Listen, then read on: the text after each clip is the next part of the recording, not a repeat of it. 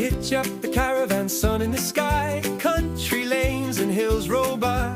A joyous feeling, a coffee in hand, chasing new views across the land. Carol and Fraser caravanning free, rolling through the hills and by the sea. Join the journey, come and see Boston's travels on your TV. So welcome back, as we've just been at the office, done what I need to do there. We're now heading into a place called Burlton. Now in here there's a brilliant little butcher shop in here. There's some of the best pies, and the Brides are to die for. The mince and onion Brides, my God, they're good. But we're not stopping here today. I've got to restrain myself. The waistline's not looking very good. We're stopping at all these places. So onward. So we're now in Cooper Angus. Oh, there's a caravaner. Wonder where he's going or where he's been. That's an Eldest 550 as well, same as ours. So if you turn right at these lights, it takes you down to Dundee. But we're going straight on towards Forfar. So that's just not long left, Cooper Angus. Another wee town worth a visit if you're up this neck of the woods or down this neck of the woods, wherever you're coming from. But yeah, we're heading towards Forfar, and I'm getting excited now. I'm excited to what's coming along. You'll notice along here, if you look on your right hand side now, there's on right and left hand sides. This place is just absolutely chock-a-block with fruit farms, polytunnels, strawberries, raspberries, oh, you name it. Blackberry, they do the lot along here. Potatoes, carrots, so a lot of your veg and your fruit that you get in the shops in the summertime, there's a likelihood that it's come from this kind of area. I think it was on our video we showed you going up to Stonehaven along the Dundee Road, Perth to Dundee Road, also had a lot of polytunnels. So the amount of fruit that gets produced up here every year is phenomenal, it really is. But we'll catch you a wee bit further along in the journey. We've got the dandelions coming out the side of the roads. There's thousands of them. We'll catch you in a bit. Hello again. So just coming up, we've got a wee place called Meagle. And from here, there's signs here, we turn up to the left, you can go to a place called Aelith, and also you can go along the back roads to Kirriemuir. So can anybody tell me what Kirriemuir's famous for? Drop it in the comments below and I'll tell you a bit later on. Yeah, there you go. There's a signpost for Kirriemuir and Aelith, and we'll just continue round into Meagle and keep heading for Forfar. So we'll catch you in a wee bit. We're going to We're going to show you a famous castle on the way before we get to Forfar. See the blossom in these trees this year? The trees are hanging with them. Just saying that at Carol yesterday, one of the roads we went along, it was like an avenue of these cherry blossom trees and pinks and that. They're absolutely hanging with the stuff. Does that mean we're going to get a good fruit crop this year? Who knows? But anyway, that's just leaving Meagle now. Oh well, it's been such a lovely morning, and now it's started raining, as you can see on the windscreen. That was disappointing. I'll have to get my jacket back on again. So I'll smudge the windscreen here. Hey, there we go. I see nothing.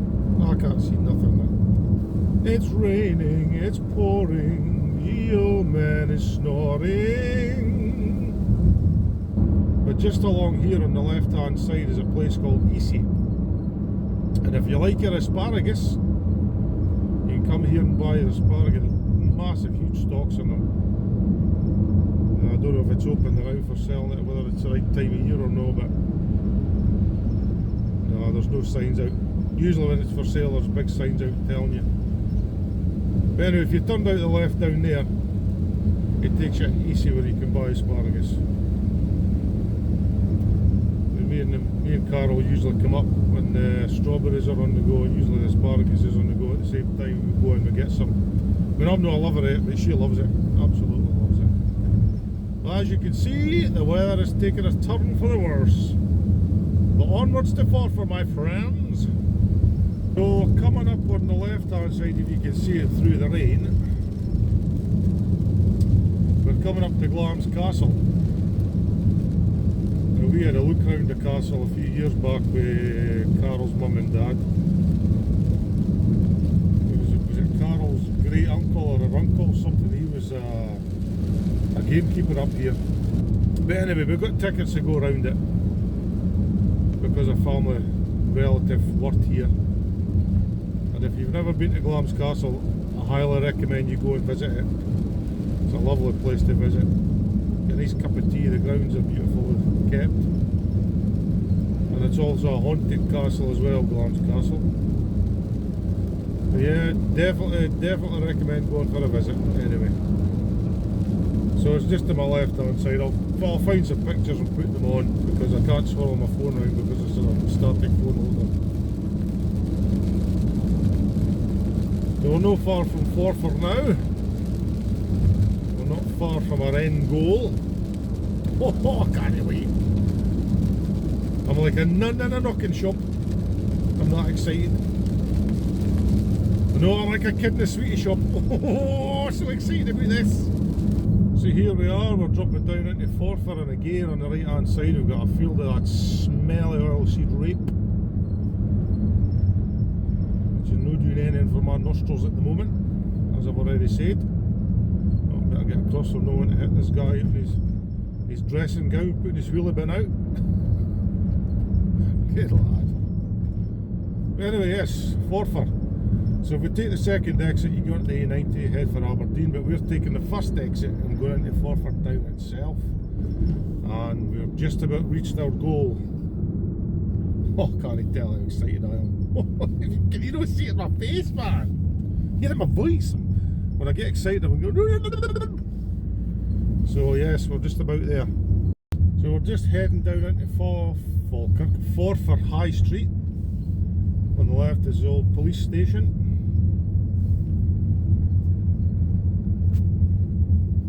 Hopefully we can find somewhere to park and we can go and head to our destinations. Another clue.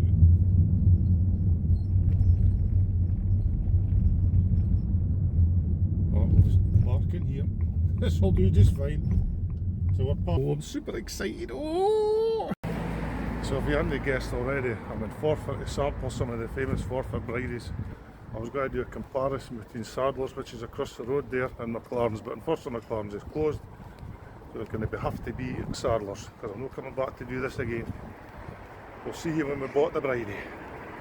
So I'm back from Sadler's Bakery, and the smell in this van, what's out of this world, man. So yes, I've been and I've got a Forfar Bridie, and they're actually still warm from being in the oven. So there you go. Sadler's Bakeries, and beautiful. I'll have a wee smell. I'm not eating it now, I'll stop the lay-by, have a cup of tea like I said before. Oh, look at that. Look at that. So I'm going to be having a taste of this and I'll give you a wee review of what like it is. And I'll give you a wee bit of history for the Forfar Bridie as well when I get parked up with my cup of tea. It's going to be like a Google history, so I'm hoping it's going to be right. If it's not right, well, blame Google, no me. So anyway, we'll leave Forfar, we'll head down. I've got another farm to visit for 2 minutes, and then we'll get down the road and we'll park up and we will sample the delights from Sadler's Bakeries. Can't wait. Toodaloo! Oh, that's me just going through Dundee, and my God, the smell of those Bridies! Oh, I wish the lay-by would hurry up because I'm getting hungry now. Right, we'll catch you when we eventually park up for a cup of tea, or cup of coffee I should say, and our Forfar Bridie. So as you can see in front, we're just about to head over the Queen's Ferry crossing. Spectacular looking bridge, which is right next door to the old Forth Road Bridge, which is right next door to the Forth Rail Bridge, which is definitely an iconic bridge, and so it should be. Anybody been across that in a train? Or has anybody abseiled off the Fourth Rail Bridge? So I think they do that for charity now and again. Or excuse me. Oilseed Rapefield close by, I think. But has anybody abseiled off the rail bridge? No, I certainly haven't. I've not got the head for heights, put it that way. I'd be shiting myself. There we are, we're on the Queen's Ferry crossing. And we'll catch up here again. When I'll catch up. Oh, whenever I feel the need, really, so we'll catch up again soon. Onwards! Alrighty then, that was a long drive. Well, that's us parked up and I'm ready to get in about the Bridie, but first of all, I think it must be coffee time. I've not had coffee since what, 8:30 this morning, so definitely time for a cuppa. So we'll get it poured. First of all, this is the coffee I use in the van. These Nescafe, was it 3-in-1 Nescafe sachets, and we'll be having it in a Jokalele's mug. There they go. Always tastes better out of a band mug. Just be singing along to the radio. Some cracking tunes today. Right, where's my flask about? Here we are. So bear with until I get my coffee poured. And then I'll come to the main event, which is the Forfar Bridie.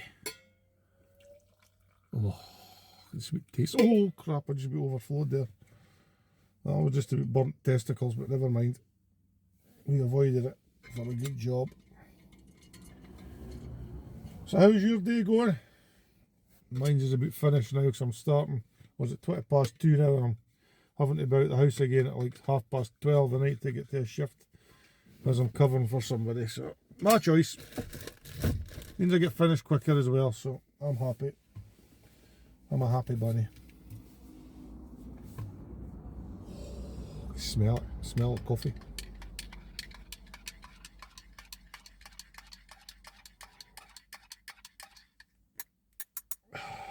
There we go.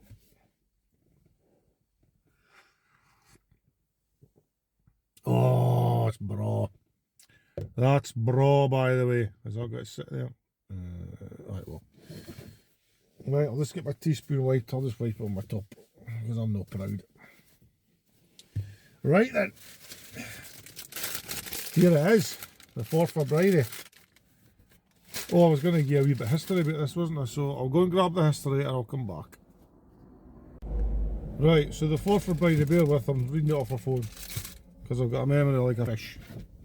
So, the Forfar Bridie, it's a traditional Scottish meat pastry originating from Forfar in the 1820s to 1850s. It features beef, suet, onions and a short crust pastry.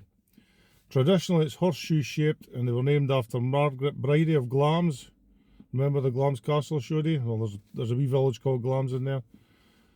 Or linked to bride meals. So key historical facts. Created in the early 19th century in Forfar, a market town in Angus. So the theory about the Bridie name, one story suggests that Margaret Bridie from Glamis sold them at the Forfar butter market in the 1820s. Another holds they were brides' meals for weddings, with the horseshoe shape symbolising the good luck symbol of the horseshoe. So that's that one. And the bakery heritage, James McLaren and Son, who were shut today, which is a bit annoying, but never mind. He's producing them since 1893, and Sadler's Bakery, where we got this one from, which we're going to munch just very shortly, in Forfar, has also been producing them since 1897 using local beef. Traditional components, the shape folded into a horseshoe shape. The filling is a mixture of minced or thin sliced steak, beef suet, onions and seasoning. Pastry, short crust pastry, distinguishing them from puff pastry pasties, but you can also get these in puff pastry as well. And variations, plain, no onion, or ingen, as they call it in Forfar and Dundee. An ingen in and all. A traditional, often requested as a plaining, and an ingen in and all, a plain one and an onion one as well. If you can understand that, well, good luck. And the cultural significance of these Forfar Brides are a distinctive Scottish, particularly Angus delicacy that, while similar to a Cornish pasty, has a distinctively lighter texture. They're often eaten with or without potatoes inside. And that's basically them. So, enough chat about that. It's time to get in about it. So, here we go. Well, it's cooled down though because I've been driving for a couple of hours. So here you go. There's the distinctive horseshoe shape. Oh, sorry, that way so the good luck doesn't fall out. Look at that. So we'll break it open. There we go. Look at that. Absolutely full of meat. Oh, look at that.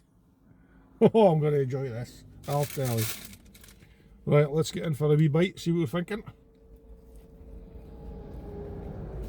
Oh my God. I'm in heaven. Sweet, sweet heaven. Oh. Oh. Seasoning spot on. I'm not a great fan of a lovely short crust pastry, but these are one of the only things I'll eat short crust pastry on. See if I go into a pub and they're selling like steak pies. I like a steak pie, and a short crust pastry, I won't touch it. But these, oh, these are good. Oh, it's got a nice peppery kick. Nice saltiness in there. Oh, it's good.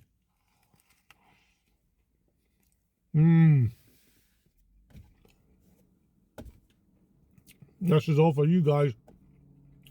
Things I do. Oh my God, that's good. So there you have it. The Forfar Bridie in all its glory. If you ever get the chance to go to Forfar, go to Sadler's or McLaren's, they both sell them. Some will say Sadler's is the best, some will say McLaren's is the best. But I'm unlucky for you guys, and unlucky for me as well. I can't compare them today. That would have meant I'd had to eat 2 Bridies, and that would have just been greedy, but it would have been worth it. Just for the content. But no, that is absolutely beautiful. So I will away. Oh, before I go actually, remember I mentioned Kirriemuir, and one of the things Kirriemuir's famous for? Well, it's famous for Bon Scott from AC/DC. And if you actually go into Kirriemuir itself, there's a statue of Bon Scott there, where you can go and get your picture taken by the statue. I've got a photograph somewhere, I'll put it on screen now. We were there, me and Ricky Lynch, or wee Jock from the Jockaleles, we got a picture taken with Bon Scott at Kirriemuir. So if you got it right, give yourself a wee clap, and I'm going to enjoy this, and we'll catch you on the next one. And please remember, like, share, subscribe, and click that notifications bell. I keep saying it costs you nothing, but it helps our channel to grow. So, bon appetit, and we'll catch you in the next one. Toodaloo the doo!